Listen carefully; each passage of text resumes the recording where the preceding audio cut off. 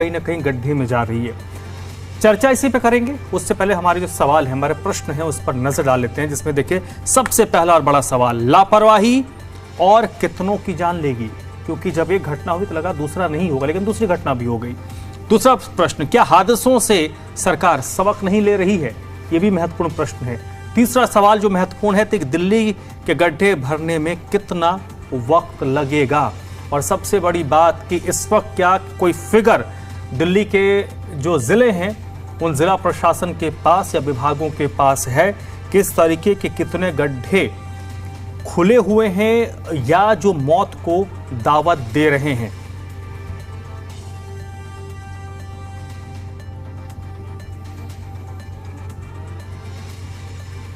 तो चलिए सीधे रुख करते हैं अपने मेहमानों का, जो इस वक्त इस चर्चा में मेरे साथ जुड़े हैं।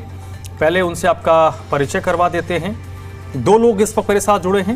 मनीष झा प्रवक्ता हैं आम आदमी पार्टी के, जो इस वक्त मेरे साथ जुड़ चुके हैं, और डॉक्टर नरेश कुमार जी हैं, जो प्रवक्ता हैं कांग्रेस पार्टी के। आप दोनों लोगों का बहुत बहुत स्वागत। थोड़ी देर में कुछ और लोग भी जुड़ेंगे। पहले तो आप दोनों का स्वागत सर। पहला जो प्रश्न है, मनीष झा जी, अभी आप लोगों की सरकार को एग्जिट हुए 1 साल हुए हैं, तो पहला प्रश्न इसलिए भी आपसे पूछ रहा हूं क्योंकि अभी उनके नुमाइंदे तो जुड़े नहीं हैं। जब जुड़ेंगे तो उनसे सवाल लेंगे।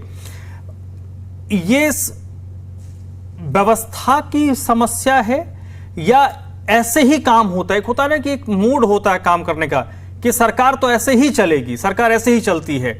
आप कोई घटना हो जाए, 2-4-5 दिन व्यवस्था रेस हो जाती है, उसके बाद फिर थोड़े दिन के लिए ब्रेक लग जाता है, फिर एक घटना हो जाती है। मैकेनिज्म क्या होता है सरकारों का?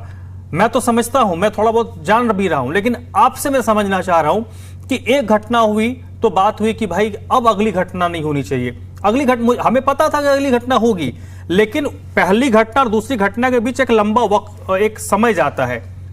लेकिन यहां तो 2-4-5 दिन के अंदर दूसरी घटना हो गई। एक और तीसरी घटना भी आज मंडावली में सामने आई है, जहां पर एक महिला गिर गई और वो एडमिट हुई है, जिसका एक वीडियो भी बड़ा वायरल हो रहा है। रवि नेगी और एक आम आदमी पार्टी के नेता है, उनके बीच एक झड़प भी हुई है। बताइए सर। धर्मराज जी नमस्कार सर। आपको और आपके सभी दर्शकों को नमस्कार करता हूं। देखिए, कोई भी सरकार चलाने के लिए कोई मॉडुलस ऑफ ऑपरेंडी, कोई रॉकेट साइंस नहीं होती है। बस एक ही चीज होती है, और अगर वो है आप में, तो आप एक सफलतापूर्वक एक लोकप्रिय जनप्रिय सरकार चलाते हैं।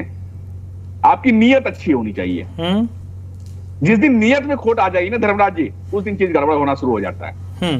जो है वो है, ठीक है। मैं ये नहीं बोल रहा हूं, अगर कुछ समस्या है तो वो रातों रात सही नहीं हो सकता। किसी कार्य को करने में अगर महीने भर का समय लगेगा तो आप कुछ भी कर लेंगे, वो 2 दिन में नहीं हो सकता। बिल्कुल। लेकिन जनता ने आपको काफी भरोसे से, प्यार से चुना है, आप उनके प्रति जिम्मेदार हैं, तो आपको उनके समक्ष आकर बिल्कुल साफ साफ बताना होगा।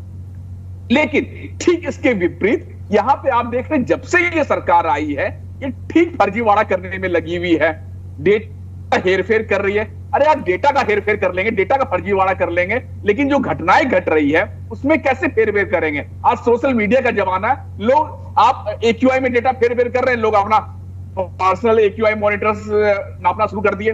तो आप लोगों को ज्यादा समय तक बेवकूफ नहीं बना सकते। देखिए, ये जो घटना घटी, पहले नोएडा में युवराज का जान गया प्रशासन सरकार के लापरवाही से। जनकपुरी ऐसी भीड़ भाड़ एरिया में प्रशासन और दिल्ली जल बोर्ड और पुलिस की नाकामी की वजह से कमल का जान गया। और आप भी, मुझे लगता है आप भी मेरे से सहमत होंगे, अगर प्रशासन ठीक समय पे कार्रवाई कर लिया होता तो हो सकता था आज हमारे बीच में कमल भाई जिंदा होते। ठीक उसी प्रकार से ये जो गरीब मजदूर जो रात में इस गड्ढे में, पॉटहोल में गिर गया, DDA के जो वहां पे उन्होंने सीवर का जो बना रखा था, और देखिए किस बेशर्मी से भारतीय जनता पार्टी के लोग उस पर एक लिपापोती कर रहे हैं। ठीक है, एक्सीडेंट हो गया, गलती हो गई, आप उसकी जिम्मेदारी लीजिए। जो कार्रवाई है वो कार्रवाई करिए, ताकि लोगों को आप पर भरोसा हो, ताकि ऐसी घटना दोबारा घटित ना हो। 4 दिन नहीं हुए, 4 दिन नहीं हुए कमल को गुजरे हुए ये घटना घट गया, और आने वाले समय में पता नहीं कितने कमल और कितने बिरजू हम लोगों के बीच में ऐसा घटना के शिकार होते रहेंगे। अब देखिए, उन्होंने ये दलील दिया भारतीय जनता पार्टी ने कि जो ढक्कन है वो चोरी हो जाता है। अरे भाई, कैसे हो? आपने लिपापोती शुरू कैसे हुई? जो प्रशासनिक अधिकारी हैं, जो बड़े ठेकेदार हैं, उनका मनोबल कैसे हाई होता है? अगर जो आशीष सूद जी हैं, प्रवेश वर्मा जी जो मंत्री हैं दिल्ली जल बोर्ड के और जो स्थानीय विधायक थे, अगर उन्होंने त्वरित कार्रवाई करते हुए दिल्ली जल बोर्ड के आला अफसर और जो स्पन है, ठीक है मनीष जी मैं आपके पास आता हूं। सर एक सेकंड, अगर उस पर ठीक कार्रवाई कर दी होती, जनता को वो भरोसा दिलाया होता कि अगर कोई भी प्रशासनिक जो लोग है या किसी भी प्रशासन के लापरवाही से किसी प्रकार के लोगों को कष्ट होगा या जान माल की हानि होगी तो आप बख्शे नहीं जाएंगे। लेकिन आपने क्या किया समझ में नहीं आ रहा। उन्होंने गरीब मजदूर को उठा के जो रोड पे गड्ढा खोद रहा था उसको उठा के जेल में बंद कर दिया। कहा कैसी फर्जीवाड़ा सरकार है। तो देखिए धर्मराज जी कहीं ना कहीं इत्तेफाक रखेंगे। मैंने जो आपको जो शुरुआती रिमार्क्स में कमेंट बताए, नीयत, अगर आपकी नीयत अच्छी है ना तो ऊपर वाला भी आपको मदद करता है। लेकिन इस सरकार की नीयत नहीं है। ये सरकार सिर्फ विपक्षी पार्टियों को, विपक्षी सरकारों पर अपना ठीकरा फोड़ना चाहती है और कहीं भी प्रकार से, किसी भी प्रकार से ये सरकार जो है सॉल्यूशन नहीं चाहती। चलिए ठीक है मनीष जी मैं आता हूं आपके पास। ठीक है, आज देखिए क्या हाल है, उसी गड्ढे में गिर के लोगों की मृत्यु। चलिए रुक जाइए सर, मैं आता हूं आपके पास आता हूं। राय तपन भारती भी हमारे साथ जुड़ चुके हैं, वरिष्ठ पत्रकार हैं। सर आपका भी बहुत बहुत स्वागत। आपके पास आऊं उससे पहले डॉक्टर नरेश कुमार जी का मैं रुख करूंगा। सर जो हमने एक लाइन दी है आज कि दिल्ली की जान और दिल्ली की शान, ये दोनों गड्ढे में गिर रहे हैं और ये दोनों जो परिस्थिति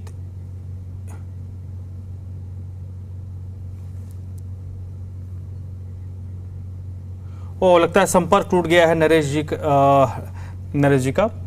जैसे जुड़ते हैं मैं उनके पास जाऊंगा। इस वक्त मेरे साथ राजेश हमारे सहयोगी हैं जो ग्राउंड पर मौजूद हैं।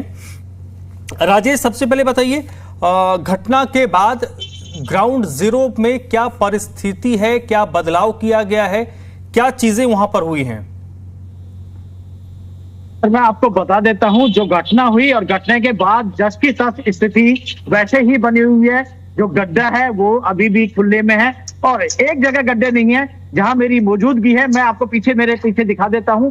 अब ये सरकार की तरफ से गड्ढे कर दिए गए हैं, आपको देख सकते हैं अब किस तरह से ये गड्ढा है और गड्ढे में किस तरह से पानी भरा हुआ है। सड़क के किनारे ये गड्ढा पड़ा है। सड़क दुकानदार है, अगर दुकानदार इससे निकलते हैं तो ये गड्ढे में गिर सकते हैं। नाला आपके नाला दिखाता हूं मैं आपको, पूरा नाला ये बना हुआ है, सड़क के किनारे नाला बना हुआ है। और हालांकि सरकार कार्य तो कर रही है लेकिन जो गड्ढे खोद कर छोड़ देती हैं और लोगों को परेशानी होती है, दुकानदारों को परेशानी होती है, तो उनसे सबसे बड़ी समस्याओं का सामना करना पड़ता है। अगर जनकपुरी की बात करते हैं तो जनकपुरी में अगर जल बोर्ड की लापरवाही नहीं होती तो आज कमल जिंदा होता। क्योंकि सबसे बड़ी बात यह है कि जो गड्ढा खोदा गया वो जो कमल आता था डेली उसी रास्ते से आता था और रात को भी वो उसी रास्ते से आया। क्योंकि जो बैरिकेड किए गए थे वो बैरिकेड नहीं लगाए गए थे, आने जाने का रास्ता था और कमल उसी रास्ते से बाइक से आया और उस गड्ढे में गिर गया। और जब गड्ढे में गिरा तो वो कंधे के बल गिरा, नाक में मिट्टी घुस गई और मुंह में मिट्टी घुस गई और वो बोल नहीं पाया और उसने जो बाइक थी वो भी उसके ऊपर गिर गई और उस कमल ने उसी के अंदर दम तोड़ दिया। और उसके बाद सबसे बड़ी बात ये है जो विपिन नाम का जो सागरपुर का रहने वाला था, जो शादी से रोहिणी से लौटा और उसने देखा कि एक युवक गड्ढे में गिर गया है और उसके बाद उसने गार्ड को बताया। जो गार्ड योगेश नाम का गार्ड था वो अपने ठेकेदार सब जो राजेश प्रजापति था उसको बताया। राजेश प्रजापति वहां आता है और उसके बाद दोनों ही फरार हो जाते हैं, ना पुलिस को फोन करते हैं। अगर पुलिस को मौके पर फोन कर देते तो कमल आज जिंदा होता, उसे अस्पताल पहुंचाया जा सकता था। लेकिन मैं आपके पास आता हूं। नरेश जी भी हमारे साथ जुड़ चुके हैं, नरेश जी के पास आऊंगा। एक मिनट रुक जाइए मनीष, रुक जाइए, और भी लोग हैं। पहले सर आपके पास आता हूं, उससे पहले नरेश जी का फ्रेम चला गया तो दोबारा हमारे साथ जुड़ गए हैं। सर जो मैंने एक सवाल अपने साथ सुना नहीं होगा, आज जो हमने लाइन रखी ना कि दिल्ली की जान और दिल्ली की शान, ये दोनों गड्ढे में गिर रही है और ये परिस्थिति हर तरीके से खराब है, चिंता का विषय है।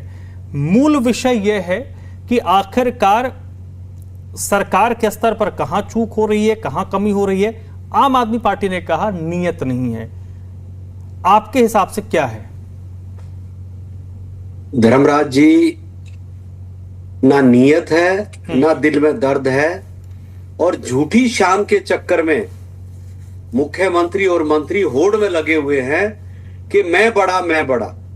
ये झूठी शान के चक्कर में दिल्ली गड्ढों में फंस गई, और वो पुरानी एक कहावत याद आ गई कि हमारी दिल्ली ऐसे लोगों के हाथ में आ गई जिसका कोई लेना देना ही नहीं है सेवा से। जब 2024 में 1504 मौतें हुई, ये आधिकारिक रिकॉर्ड है, और आज 2025 में वो 1600 से ऊपर चली गई, और पिछले 3-4 दिन में कमल, बिरजू और जो महिला हमारी पटपटगंज में नाले में गिरी हैं, ये ऐसी घटना है, ये तो रिकॉर्ड पे है। ऐसी बहुत सारी घटनाएं जो रिकॉर्ड पे ही नहीं आ पा रही है। मैं ये कह रहा हूं, आज 1 साल से ऊपर समय हो गया, उसके बाद भी ये भाजपा की सरकार हनीमून पीरियड से बाहर नहीं निकल के आ रही है। इनको चाहिए माइक्रो लेवल पे।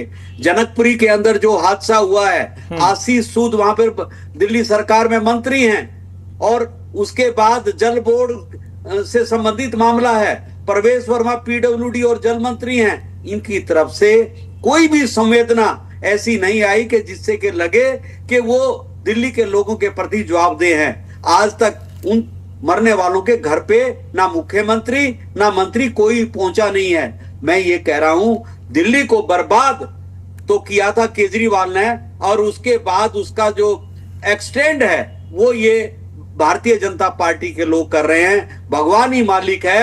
आज मेरे दिल्ली वासी भगवान भरोसे बैठे हैं। यही मैं धर्मराज जी आपके बीच में कहना चाहता हूं। ठीक है, रायतप्पन भारती जी, आपका अपना अनुभव, ये तो बड़ी बेसिक सी चीज है, और ये कोई बहुत सुदूर ग्रामीण इलाकों में नहीं हो रहा।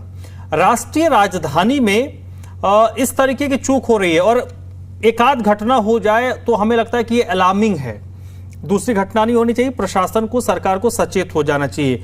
क्या ये जो घटनाएं हो रही हैं, और एक घटना के बाद भी व्यवस्था, सिस्टम कोई सबक नहीं लेता, इसका तो दो ही मतलब है कि ऐसे ही चलता है, और दूसरा कि किसी की जान जाती तो हमें फर्क नहीं पड़ता है, 2-4 दिन में लोग भूल जाते हैं। क्या ये मसला है सर?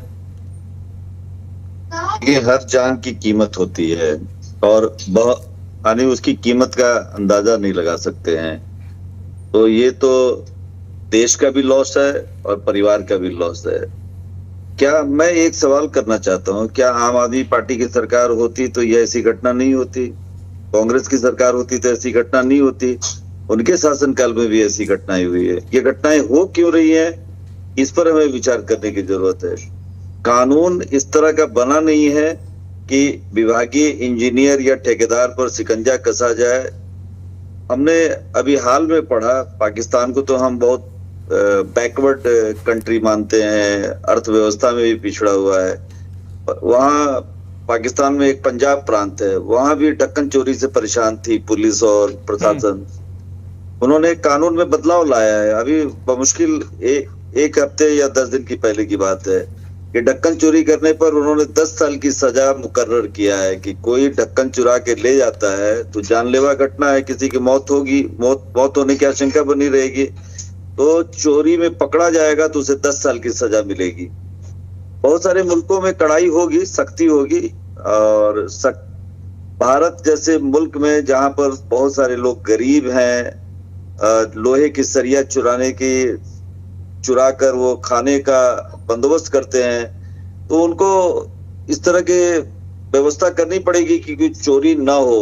दूसरी बात है कि एक बात और है, हमारे देश में रोड सेफ्टी पर रिसर्च भी होता है। उसके लिए नोएडा में एक राष्ट्रीय स्तर का संस्थान भी है, वो नेशनल हाईवे अथॉरिटी को, पीडब्ल्यूडी को बहुत सारे एडवाइस देता है।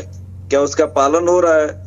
मैं जब चलता हूँ दिल्ली के नेशनल हाईवे पर तो मुझे गड्ढे नहीं नजर आते हैं, और जब मैं पीडब्ल्यूडी की सड़क पर या दिल्ली नगर निगम की सड़क पर चलता हूँ तो गड्ढे ज्यादा दिखते हैं। तो देखिए, नेशनल हाईवे की क्वालिटी, वो सीधी सड़क नहीं बनाते हैं, ढलान बनाते हैं कि पानी रुके नहीं, पानी निकल जाए। फिर उनके नाले भी बने हुए हैं, वो कहीं भी आप गुजर जाइए, मेरठ हाईवे में चले जाइए या गुड़गांव हाईवे में चले जाइए। लेकिन पीडब्ल्यूडी या नगर निगम को अभी बहुत अपने सिस्टम में सुधार लाने की जरूरत है। अच्छा, बजट एलोकेशन जो होता है, तो बजट तो आपने अलॉट कर दिया, लेकिन आप मार्च तक काम करा रहे हैं, जबकि ये काम सितंबर अक्टूबर तक आपको समाप्त, जैसे ही बारिश खत्म होती है, गड्ढे जहां जहां नजर आते हैं काम कर लेना चाहिए। अच्छा, मरम्मत का काम कब करेंगे? रात के बेला में काम होना चाहिए, जब सड़कों पर गाड़ियों की संख्या कम होती है। तो नेशनल हाईवे पर तो मैंने देखा है कि बैरिकेड लगा के रात में काम करते हैं। दिल्ली नगर निगम और पीडब्ल्यूडी कर पा रहा है कि नहीं कर पा रहा है, ये उनके डिपार्टमेंट के लोग बताएंगे। लेकिन मुझे बड़ा अच्छा लग रहा है कि गड्ढों में जो मौत हो रही है उस पर जी न्यूज पर बहस हो रही है। सरकार यदि ध्यान से सुने तो ये ब्लेम करने से बचना चाहिए कि आम आदमी पार्टी ने गलती की, कांग्रेस ने गलती की, बीजेपी ने गलती की, बल्कि हमको रिफॉर्म की ओर बात करनी चाहिए कि क्या क्या हम सुधार लाएंगे जिससे कि सड़कों की हालत में सुधार आएगा, लोगों की मौत इसमें एक नहीं पॉइंट हो। है राय तपन भारती जी, सर इसमें एक पॉइंट है, कोई सरकार या कोई बड़ा अधिकारी नहीं चाहेगा कि उसके विभाग में कोई लापरवाही हो जिससे वो जांच या एक्शन की जद में आए, या कोई सरकार या कोई मंत्री नहीं चाहेगा कि उसके विभाग में कोई लापरवाही हो जिससे उसकी छवि खराब हो। उसके बाद घटना होती है तो उसके मैं वो टेम्परामेंट समझना चाहता हूं सर, क्योंकि मैंने कभी तो पोजीशन होल्ड किया नहीं है, तो मुझे नहीं पता कि क्या होता है, किस वो माइंडसेट क्या होता है। आपको पता है कि आपका विभाग है, आपके विभाग में ही आप सरकार का हिस्सा हैं, वहां पर अगर कुछ हो गया तो सीधे सीधे आपकी जिम्मेदारी होगी, जो जीवन भर की जमा पूंजी है वो एक झटके में जमीन में मिल जाएगी। उसके बावजूद वो कमिटमेंट क्यों नहीं दिखता, वो तेजी क्यों नहीं दिखती कि ऐसी घटना हो गई तो दोबारा ऐसी घटना ना हो, ये हम सुनिश्चित करेंगे। देखिए, कहीं ना कहीं सजा का प्रावधान नहीं होने के कारण ये भय नहीं है। जहां भी सड़कों पर गड्ढे नजर आते हैं या ढक्कन गायब हो जाता है, मैंने मॉनिटरिंग करते हुए नहीं देखा, वो दिल्ली हो, गाजियाबाद हो, फरीदाबाद हो या पलवल हो, बहुत जगहों पर मैंने अफसरों को देखा लापरवाही करते, बड़े बेइंतहा। मैं तो कई जगह देखता हूं कि बिना बैरिकेड किए हुए गड्ढे की खुदाई हो रही है। क्या दिक्कत है, क्या परेशानी है? आप 100 मीटर पहले वाहन को डायरेक्शन दो रोकने का। ये आमतौर पर दिल्ली से ज्यादा खराब हालत गाजियाबाद की है, फरीदाबाद की है, बाकी दिल्ली में तो कुछ बेहतर स्थिति है। अच्छा, एक और बात है, जनकपुरी की घटना हो या नोएडा की घटना है, यदि मीडिया ने ये मामला नहीं उछाला रहता तो सरकार की नजर में भी ये बात नहीं आती। मुझे अच्छा लगा कि नोएडा के मामले में योगी सरकार ने त्वरित कार्रवाई की, एसआईटी का गठन किया, लेकिन अल्टीमेटली रिजल्ट क्या निकला हमें अभी तक नहीं पता है। तो जब तक आप सजा नहीं देंगे, सजा का ऐलान नहीं करेंगे, कानून में बदलाव नहीं आएगा, तब तक आपके चीफ इंजीनियर से लेकर नीचे जो जूनियर इंजीनियर बैठे हुए हैं उनके अंदर में डर पैदा नहीं होगा। डर पैदा करना बहुत जरूरी है। जिन मुल्कों में डर पैदा किया जाता है वहां, अच्छा, और सिस्टम में भी सुधार की बात है, हाँ, टेक्नोलॉजी में भी इम्प्रूवमेंट होना चाहिए। जैसे हमारे यहाँ यदि भारत की सड़कों पर यदि बर्फबारी हो जाए तो हम जिस टेक्नोलॉजी से बर्फ हटाते हैं तो दोनों तरफ परत रहती है। चलिए ठीक है सर, तो मैं आपके पास आता हूं, मैं राजेश का रुख करता हूं जो ग्राउंड जीरो पर मौजूद है। एक मिनट मनीष आता हूं, ग्राउंड जीरो पर राजेश मौजूद है। राजेश, आप जिस जगह पर हैं और वो मैं सड़क में देख पा रहा हूं कि सड़क के साथ साथ नाली है, कोई गिरे उसमें अगर, तो मैं थोड़ी देर के लिए मान लूं कि पैदल चल रहा है और वो गिर जाता है उसमें, तो भले जान ना जाए, हाथ पैर तो टूटेंगे। ये मैं तस्वीर देख के मुझे आभास हो गया। मैं आपको तस्वीर दिखाता हूं। ये मेन रोड है और यहाँ आना जाना लगा रहता है, और उसके बगल में ये देखो नाला है। इस नाला कवर करने के लिए ना बैरिकेड लगाए गए हैं, और अगर इसमें ये देखो दुकानें, मैं आपको सामने भी दिखाते हूँ, ये दुकानें हैं और मकान भी है। अगर ये घर से बाहर निकलते हैं तो अचानक से नहीं पता चले तो ये गड्ढे में गिर सकते हैं। इससे पहले भी कल भी एक युवक इस गड्ढे में गिरा था, और ये काम तो चल रहा है लेकिन बैरिकेड लगना जरूरी है, क्योंकि देखो सामने मेन रोड है और इसी रोड से गाड़ियों का गुजरना लगा रहता है। तो इसमें कहीं न कहीं जाकर काम शुरू करते हैं तो उससे पहले बैरिकेड लगने जरूरी है, क्योंकि पहले नोएडा का हादसा हुआ, उसके बाद जनकपुरी का हादसा हुआ, उसके बाद रोहिणी के बेगमपुर में हादसा हुआ, तो उसके बाद तो सरकार को कहीं न कहीं सीख लेने की जरूरत है। तो ऐसे में अगर राजेश, बैरिकेड लगा के काम की आप जहां पे हैं उसके बारे में लोगों से आपने बात की होगी, कब से ये स्थिति बनी हुई वहां पे, कितने दिन हो गए?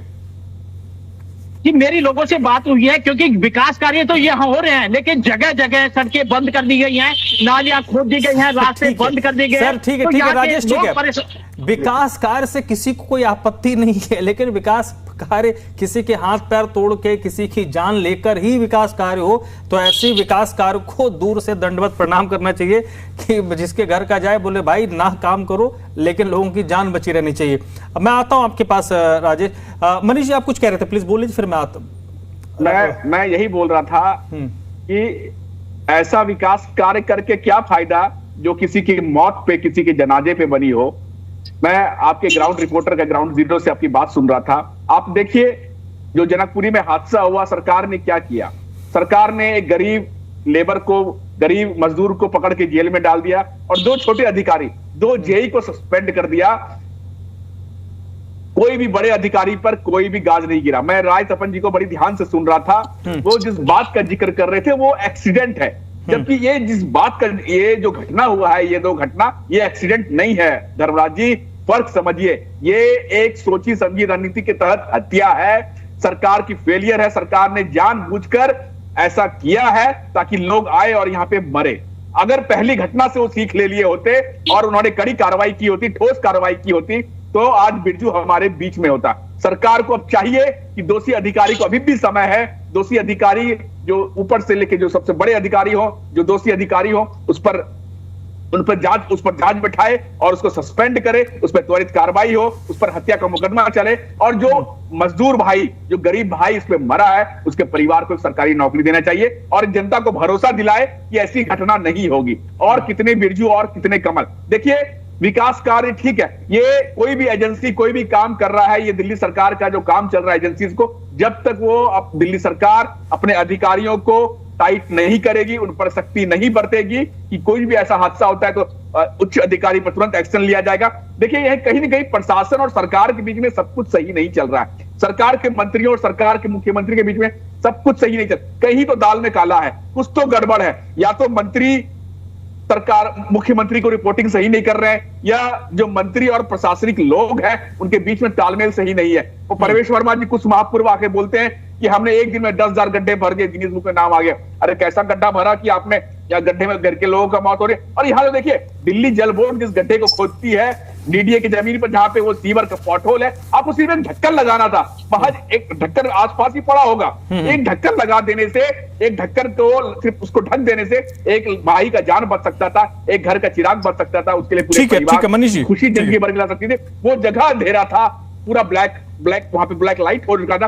तो सरकार कब जिम्मेदारी लेगी? और सिर्फ दोषारोपण करना से काम नहीं होगा। हम राजनीतिक लोग हैं, आप बोलिएगा दोषारोपण ये वो, लेकिन जब तक सरकार ठोस कार्रवाई, अगर आम आदमी पार्टी, राय सपन जी बोल रहे थे आम आदमी पार्टी सरकार में भी हो रहा था ये, अगर सरकार में हो रहा था तो सरकार ने उस वक्त कार्रवाई की, जो अधिकारी थे वो नपे थे।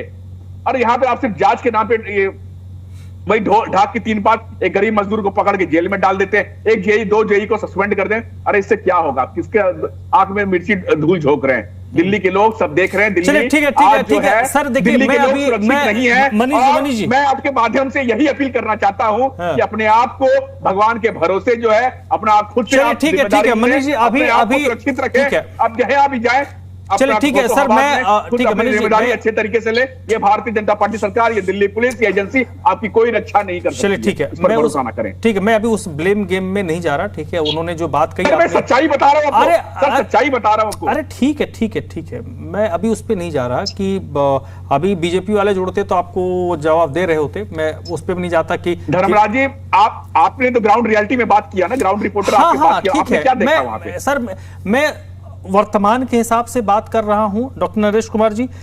सर मुझे लगता है कि कई बार ना हम लोग भी हिसाब किताब करते हैं कि पूर्व सरकार के दौरान इस तरीके की कितनी घटनाएं हुई, वर्तमान सरकार के दौरान में कितनी घटनाएं हुई। तुलनात्मक अध्ययन कई बार होता है, तुलनात्मक तरीके से कई बार उसको हम देखते हैं, लेकिन कई बार उसको एक जगह पर छोड़कर हम आगे बढ़ते हैं और ये देखने की कोशिश करते हैं कि भाई अब जो हो गया उस पे बात करके क्या फायदा, जो हो रहा है उस पर बात होनी चाहिए। मैं उसको गलत भी नहीं कहता। मेरा प्रश्न ये है कि क्या आज की तारीख में भी ये कंफर्मेशन हो, कोई ये बात कहे, कोई ये दावा करे कि अब दिल्ली में ऐसी घटना नहीं होगी? धर्मराज जी, आपने ऐसी बात कह दी कि इसका जवाब मैं क्या दूं। 4 इंजन की सरकार और उसके बाद कोई आदमी फ्रंट पे आके ये नहीं कह रहा कि भाई जो हुआ हुआ आगे नहीं होगा। कारण क्या है? ये बात तो आदमी तब कहता है जब आदमी कुछ काम कर रहा होता है। अभी तो जश्न मनाने में और फीते काटने में लगे हुए हैं। ठाडा मारे रोन देना, खाट खोसले सोने देना, ये तो ऐसे लोग हैं कि इनको कोई कह भी नहीं सकता।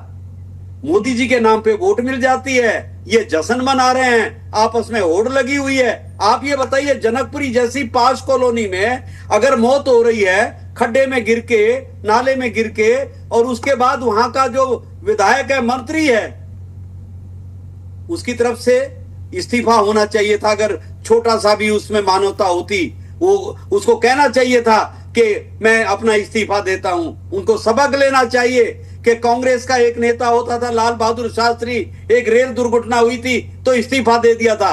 और ये लोग मुकाबला तो करते हैं कांग्रेस पार्टी से और गिनाते हैं 70 साल। अरे भाई, एक साल में कोई एक काम तो गिना दो जिसके ऊपर आप कह दो कि भैया दिल्ली वासियों, आपने हमें वोट दिया था और हमने आपका ये काम कर दिया।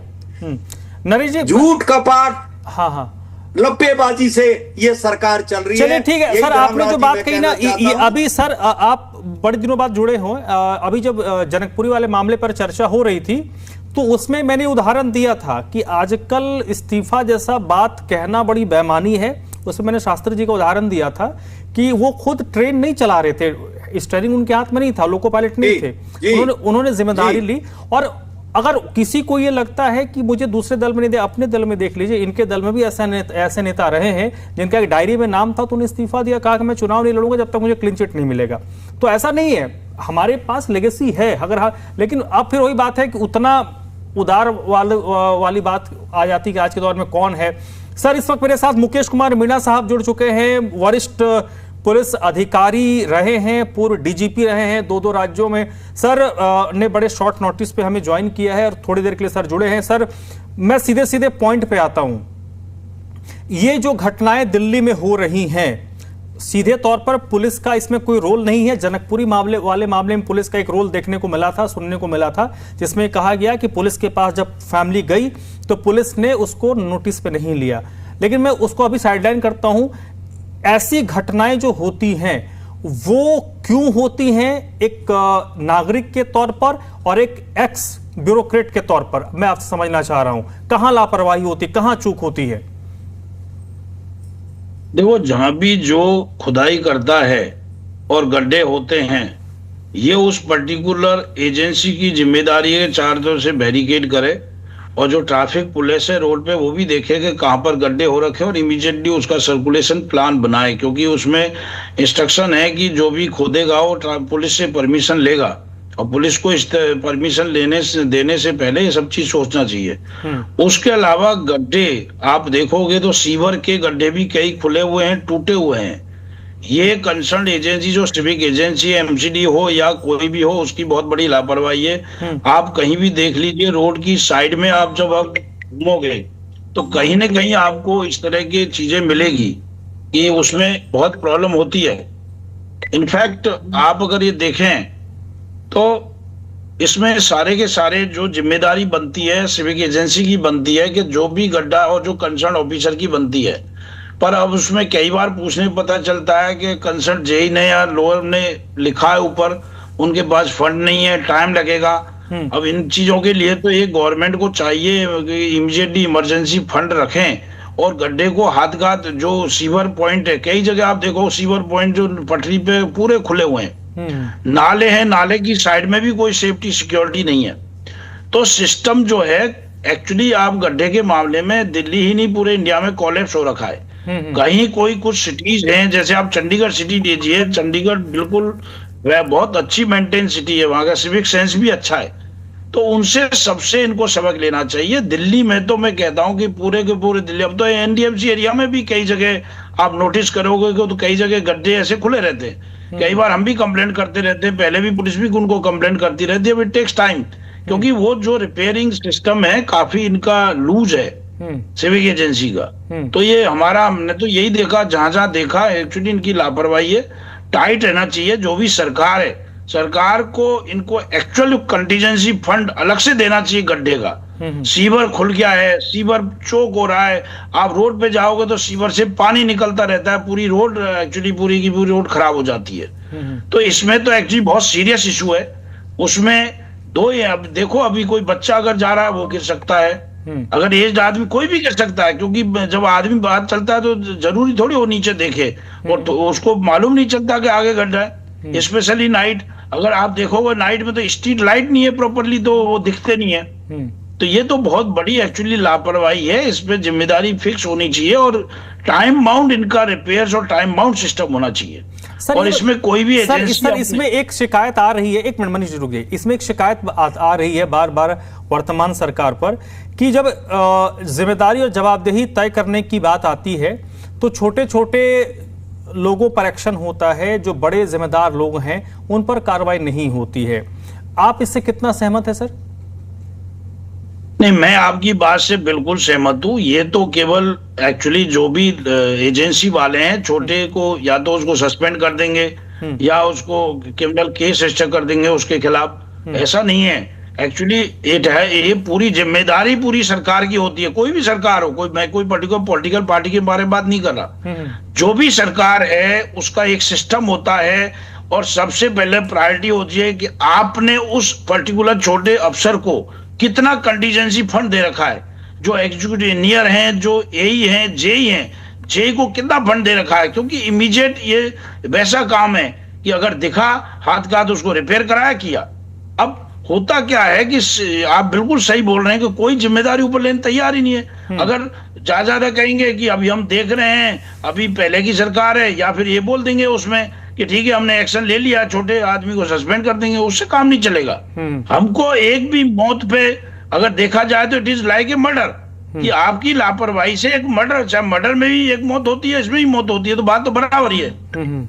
नेट रिजल्ट तो लॉस ऑफ लाइफ है। तो हमको उसको बहुत सीरियसली लेना चाहिए, और इसमें जिम्मेदारी आप सही बोल रहे हैं, जिम्मेदारी लोअर लोगों की बनती है, बनाते हैं। सरकार, सीनियर अफसर या सरकार में बैठे लोग कोई अपने ऊपर लेते नहीं है। ठीक है सर, ये बताइए, मैं आता हूं सर आपके पास। राय तपन भारती जी, दो पॉइंट है, जैसे आपने कहा ना, ये पूरा प्रकरण हम जब जोड़ते हैं तो इसी साल अभी नोएडा का जो वो इंजीनियर बच्चा था 27 साल का युवराज, जब उसकी मौत हुई, फिर ये जनकपुरी वाला मामला हो गया, फिर ये जो बिहार का मजदूरी कर रहा था लड़का बिरजू, उसकी जान चली गई, मंडावली की घटना हो गई। नोएडा वाले मामले में तो हमने कम से कम ये देखा ना सर कि जो सबसे बड़े अधिकारी हैं, जो सीईओ थे, उनको हटाया गया, महीने भर हो गए, उनकी अभी तक कहीं पोस्टिंग नहीं हुई है, उनको कहीं लगाया नहीं गया है। दिल्ली में जब जनकपुरी में घटना हुई, 4-5 दिन गुजरने के बाद भी कोई जिम्मेदारी जवाबदेही अब तक बड़े बाबू की तय नहीं हुई है। तो पानी ऊपर से नीचे की तरफ जाएगा कि नीचे से ऊपर की तरफ जाएगा? देखिए, सख्त कदम तो उठाना ही पड़ेगा। नोएडा में मुख्यमंत्री के हस्तक्षेप से सीईओ के ऊपर में कार्रवाई हुई, उसका मैसेज बहुत अच्छा गया। मैंने देखा कि रात दिन नोएडा में अथॉरिटी के इंजीनियर लग गए थे गड्ढों को भरने में, और लगातार काम चल रहा था। प्रिंट मीडिया ने भी उसको अच्छा कवरेज किया। दिल्ली में भी ऐसी गलती हुई, और जाहिर है कि हम ऊपर के लेवल पर भी कार्रवाई करने की जरूरत है। यदि हम छोड़ देंगे तो ये सिलसिला आगे भी चलेगा। जब आप बहुत बड़ी कार्रवाई करते हैं तो उसका इम्पैक्ट लंबे समय तक दिखाई पड़ता है, विभाग में दहशत होता है। हमें कानून में कुछ परिवर्तन लाने की जरूरत है कि किनकी बाध्यता है, और गड्ढे खोदने के बाद किनकी जिम्मेदारी बनती है। कुछ चीजें क्लैरिटी नहीं होने के कारण विभाग का इंजीनियर या ठेकेदार इसका लाभ उठाते हैं। इससे सबसे बड़ी बात है कि पूर्व डीजीपी साहब सही कह रहे थे कि जिंदगी का ऐसा लॉस होता है कई साल लग जाते हैं परिवार को उस घाव को भरने में। मेरे भी छोटे भाई का एक बार रोड एक्सीडेंट में डेथ हुआ, हमें 20 साल लग गए उस घाव को भरने में। जब उसका बेटा हमारे छोटे भाई के पुत्र बड़े हुए तब हमें थोड़ा सा लगा कि घाव भरा है, नहीं तो हम बहुत परेशान हुए। इतनी हमारी फैमिली ने परेशानी झेली कि हमने देखा कि हम दूसरों का दर्द समझ सकते हैं। ये चीफ इंजीनियर को, एग्जीक्यूटिव इंजीनियर को दर्द समझना पड़ेगा कि हम यदि लापरवाही करेंगे, हमारा विभाग यदि लापरवाही करेगा तो जिंदगी का लॉस होगा, उसको पैसे से भरपाई आप नहीं कर सकते।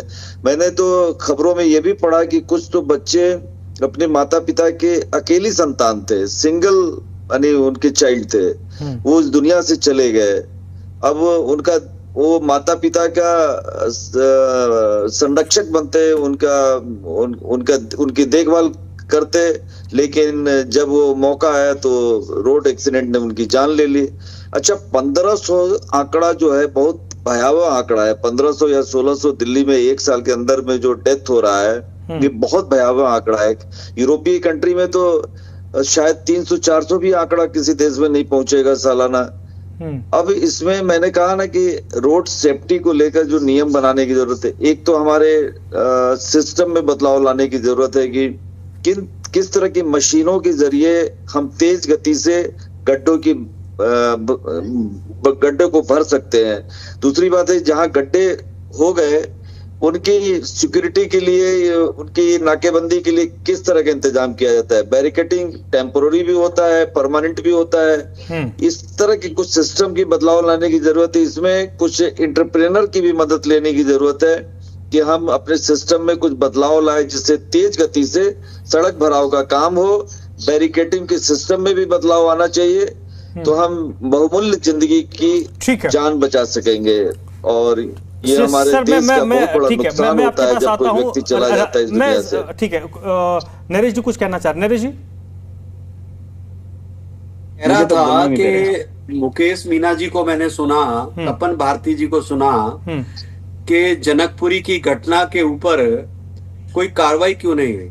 सैया भया कोतवाल तो काहे को डरना, अरे वहां का विधायक मंत्री है, होम मिनिस्टर वही है, और वहां जो सेटिंग पैटिंग होती है उसके बाद बचाने वाला भी वही और करने वाला भी वही। तो आप ये बताइए फिर कौन किसके बारे में क्या कहेगा। जफर की नास्कों से वतन की बात करते हो, पल्लू तो लेंगे, हाथ में परचम नहीं लेंगे। ये लोग परचम की बात करते हैं पर जब लेने की बात आती है तब भगवान भरोसे छोड़ देते हैं। आज 4 इंजन की सरकार होने के बाद भी, 1 साल की सरकार बीजेपी की दिल्ली में होने के बाद भी लगातार ये मौतें हो रही हैं, और उसके बाद भी जिम्मेवारी के लिए आज धर्मराज जी और नरेश कुमार जी पूछ रहे हैं कि किसकी जिम्मेवारी है, कौन जिम्मेवारी लेगा।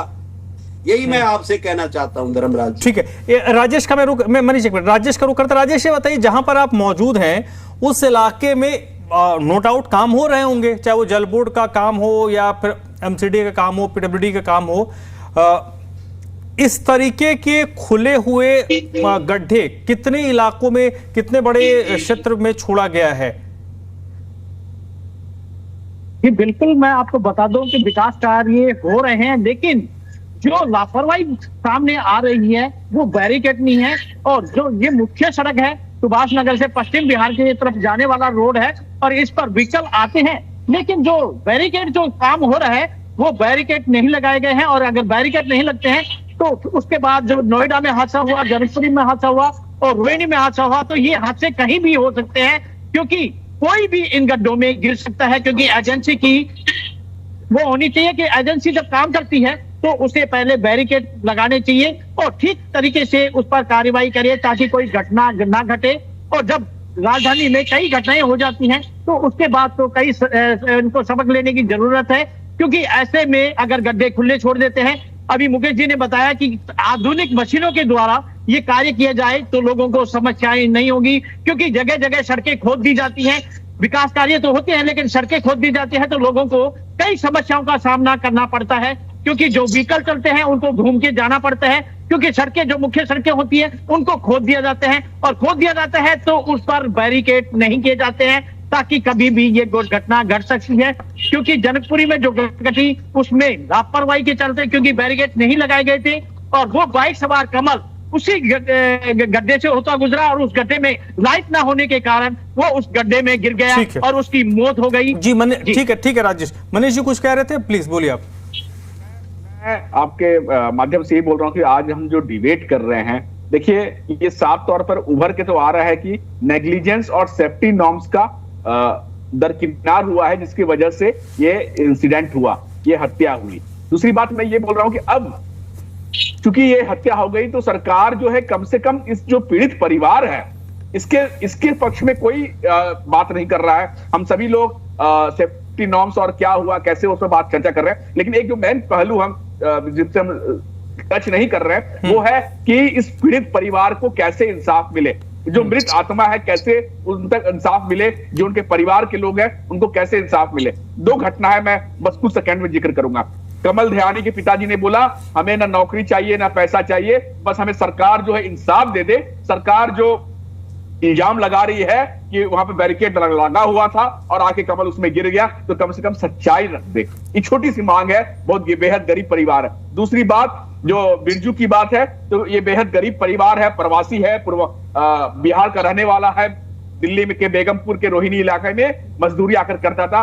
तो परिवार को, दिल्ली सरकार को चाहिए कि पीड़ित परिवार को, जिसने अपना बच्चा खोया है, जिसने अपना परिवार को घर बेटा खोया है, उसके परिवार के किसी भी सदस्य को नौकरी दे ताकि आगे का जीवन जो है उस परिवार का देखभाल हो जाए, एक फाइनेंशियल सिक्योरिटी मिले दोनों परिवारों को। दूसरी बात जो है, जो भी सरकारी अधिकारी है, नीचे वाले नहीं, आपको सिर्फ खामियां कागज पूर्ति करने से जिस प्रकार से आपने AQI में फर्जी डेटा करके पूरे देश को दिखा दिया, उस प्रकार से नहीं। आपको उस केस में दिल्ली जल बोर्ड के जो बड़े ठेकेदार है के पंत और CEO दिल्ली जल बोर्ड के, और इस कार्य में जो यहाँ पे DDA और जो सीवर के जो मेन अधिकारी हैं, जो भी जिम्मेदार अधिकारी हैं, आप फिर से ऐसा देखिएगा 1-2 दिन में अखबार में प्रकाशित होगा कि इन्होंने किसी संबंधित अधिकार JE को, वहां के जो गड्ढा खोद रहा होगा उस लेबर को, जो ढक्कन डाल रहा होगा उसके वाहन चालक को, या जो भी इसके लिए जो होगा वहां पे बीट का जो लेबर होगा उसको पकड़ के जेल में डाल देंगे। ऐसा नहीं चलेगा। दिल्ली की जनता जानना चाहती है, सभी लोग जानना चाहते हैं कि सरकार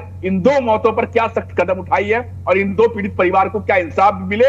ये पूरे लोग दिल्ली के जानना चाहते हैं और सरकार ये इंश्योर करे कि ऐसी घटना ना घटे, ताकि लोग अपने घरों में चैन की नींद सो सके। आज जब भी हम घर से निकलते हैं, अपने कार्यालय से घर आते हैं, तो घर से 10 बार फोन आता है। घर के लोग बीच बीच में फोन करते हैं। वो इसलिए फोन नहीं करते कि हम कहां पहुंचे, वो डर, एक उनके मन में एक ममता पे एक डर का भावना आता है कि सब कुछ ठीक ठाक है ना। ये समझिए, इस पीड़ा को समझिए। आज पूरी दिल्ली के लोग जब कार्यालय शाम को वक्त ऑफिस से या घर से जब वो कार्यालय जाते हैं, तो उनके घर में जो लोग हैं वो काफी चिंतित रहते हैं कि हमारे घर वाले। चलिए ठीक है, मैं राय तपन भारती जी को कुछ रिस्पॉन्स करना होगा। और मैं आपको बता देता हूं, आपने 3 मुद्दा उठाया था। आपने गुमशुदगी का मुद्दा उठाया था दिल्ली में, वो हमारे राज्यसभा सांसद ने राज्यसभा के पटल पे रखा। आपने एक 3 तलाक का मुद्दा उठाया था, उसको आम आदमी पार्टी ने वकील मुहैया कराया, और आपके मार्फत से हम ये फिर से आपके चूंकि मार्फत से चैनल टेलीविजन के मार्फत से ये मांग करते हैं उस पीड़ित परिवार को इंसाफ मिले, उनके परिवार को। हाँ, नहीं बिल्कुल आता हूँ। राय तपन भारती जी प्लीज। मनीष झा जी 2 लाइन मुझे भी बोलना है। बिल्कुल सर, 4 लाइन। देखिए, मैं सिस्टम के बदलाव पर बड़ा नजर रखता हूं बारीकी से। रेल मंत्री अश्विनी वैष्णवी हैं। अभी 2-4 दिन पहले मैं उनका इंटरव्यू को गौर से सुन रहा था। उन्होंने कहा कि कुछ साल पहले रेलवे में जो दुर्घटनाएं होती थी, हमने टेक्नोलॉजी में बदलाव लाया, कवच नाम का एक योजना लाया रेलवे में। तो उन्होंने कहा कि 95% दुर्घटनाएं घट गई, कम हो गई। बहुत बड़ी सफलता है भारत के लिए। इसी भारतवर्ष में रेल हादसों का क्रम लगातार बना रहता था, सिलसिला कितनी जाने जाती थी। आजकल हमें रेल हादसे की खबर नहीं आती। ये भारत के लिए बड़ी सुकून की बात है, शांति की बात है। तो मैं PWD और नगर निगम से भी अपेक्षा करता हूं कि नई टेक्नोलॉजी जो इम्प्रूवमेंट आया है, सड़कों की मरम्मत का तेजी से शिनाख्त किया जाए, उसकी डिटेक्शन किया जाए, उस तरह की जिम्मेदारियां तय की जाए। अमेंडमेंट करना हो, अमेंडमेंट करने का काम अधिकारी नहीं करेंगे। अमेंडमेंट करने का काम, कानून में बदलाव करने का काम मंत्री और मुख्यमंत्री का है। तो उनको भी सजग होना पड़ेगा। एक ऐलान तो करना पड़ेगा कि अब हो गया, बहुत हो गया। 1500-1600 लोगों को हम गंवा रहे हैं हर साल, अब हम नहीं गंवाएंगे। मौत के लिए जिम्मेदार अफसरों पर बड़ी सख्त कार्रवाई होगी, इसका ऐलान करना पड़ेगा। और डिबेट के जरिए ये निष्कर्ष निकलता है कि ये सिलसिला यदि नहीं थमा तो हम अपने देश में न जाने कितने लोगों को गंवा बैठेंगे। और चलिए ठीक है, मैं नुकसान क्विक होगा, रिएक्शन 30 सेकंड imagine नहीं कर में, सकते। ठीक है नरेश जी आपसे लूंगा सर। हमारे आसपास देश में कई हिस्से हैं जहां से हम सीख सकते हैं, जहां पर अलग अलग क्षेत्रों में अच्छा काम हो रहा है, क्या लोग सीख भी नहीं रहे सर? धर्मराज जी, ये इतने मोटी चमड़ी के लोग हैं, ये जो सरकार आई है यमुना में झाग उठ रहे हैं गंदे पानी के, और ये क्रूज लाके उस बात को डाइल्यूट करना चाह रहे हैं कि हमने यमुना साफ कर दी, उसमें क्रूज चल रहे हैं। ऐसे लोगों से पाला पड़ा है कि झूठे भी इनके आगे शर्मिंदा हो जाते हैं। यही मैं कहना चाहता हूं, अगर करने की नीयत हो तो उसको सिखाया जा सकता है, सोते हुए को नहीं सोते हुए को जगाया जा सकता है। जो जागा है सोने का बहाना किया हुआ हो उसको कोई नहीं जगा सकता। चलिए सर, इसी नोट पे पूरे तरीके से फर्जीवाड़ा सरकार है, फेलियर सरकार है भारतीय जनता पार्टी। चलिए ठीक है सर, वो आपका पॉलिटिकल हक, मैंने कहा ना, वो आपका पॉलिटिकल हक है, आप बिल्कुल कहिए, सवाल खड़े कीजिए, वही विपक्ष का काम है।